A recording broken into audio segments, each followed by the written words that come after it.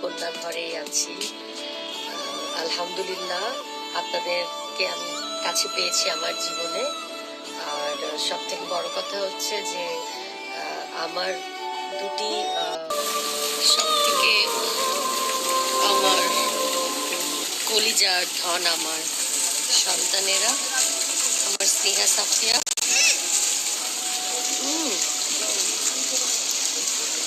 আমার কলিজাদেরকে নিয়ে, বিশেষ করে আমার বড়টা একদম দেখে দেখে লোকেশন বের করে করে, আম্মু এখানকার খাবার মজা, এখানকার খাবার, এখানকার রেস্টুরেন্টের গ্রেড, এরকম সব জায়গায় ঘুরে ঘুরে আমাকে নিয়ে যাচ্ছে।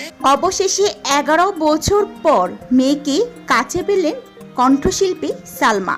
এবার 2 মেয়েকে নিয়ে নতুন করে জীবন শুরু করবেন, আর এমনটি জানালেন Salma. Reality show close up 1 তোমাকেই খুঁজছে বাংলাদেশ দ্বিতীয় আসরে বিজয় হয়ে সঙ্গীত শিল্পী ক্যারিয়ার শুরু করেন মৌসুমী আক্তার সালমা।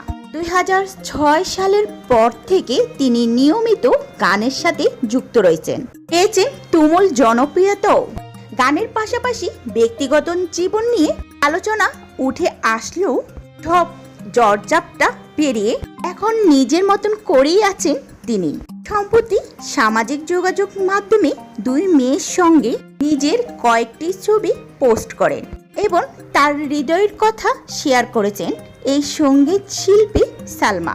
জানিয়েছেন ব্যক্তিগত জীবনে নানা প্রতিকূলতা পেরিয়ে 2 সন্তান নিয়ে এখন অনেক ভালোই আছেন। তিনি 2 মেয়ের সঙ্গে ছবি পোস্ট করে লিখেছেন, আমার এই পৃথিবীতে আমার 2 সন্তান নিয়ে আমি ভালো আছি, আমি মা, এটাই আমার সবচেয়ে বড় পরিচয়। পোস্টে বিশেষভাবে উল্লেখ করেছেন তার বড় মেয়ে স্নেহার কথা, যাকে তিনি নিজের কাছে ফিরে পাওয়াকে জীবনের বড় প্রাপ্তি হিসেবে দেখেছেন। তিনি আরও জানান, আল্লাহ পাক তার বান্দাকে বেশি দিন কষ্টে রাখেন না। আমার পাহাড় সমান বোঝা নেমে গেছে আমার হৃদয় থেকে। সালমা তার সাবেক স্বামী শিবলি সাদিককে নিয়ে বলেন, তার রাজনৈতিক ও পারিবারিক অবস্থায় সব সময় দেশ ও অসহায় মানুষের পক্ষেই ছিল। এই বিষয়গুলো আমাকে এখনো গভীরভাবে ভাবায়। শিবলি সাদিক নিজেই ছোটবেলা থেকে অনেক শূন্যতার মাঝে বড় হয়েছেন। অল্প বয়সী মাকে হারিয়েছেন। বাবার রাজনৈতিক ব্যস্ততার কারণে সেই অভাব আরো গভীর হয়েছে। তবুও তিনি কখনো নিজের কথা না ভেবে মানুষের কথা ভেবেছেন।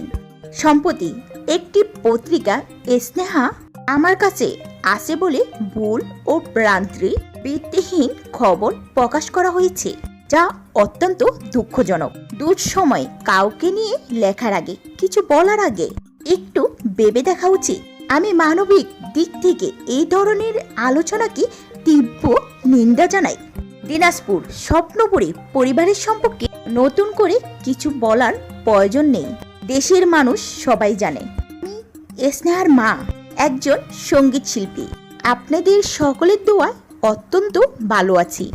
আপনাদের কাছে আমার হাত জোর করে অনুরোধ, আমার বাচ্চাদের বাবাকে নিয়ে উল্টাপাল্টা লেখা বন্ধ করুন। আমি দোয়া করি দেশের সকল মানুষ ভালো থাকুক। সকলের প্রতি দোয়া রইল।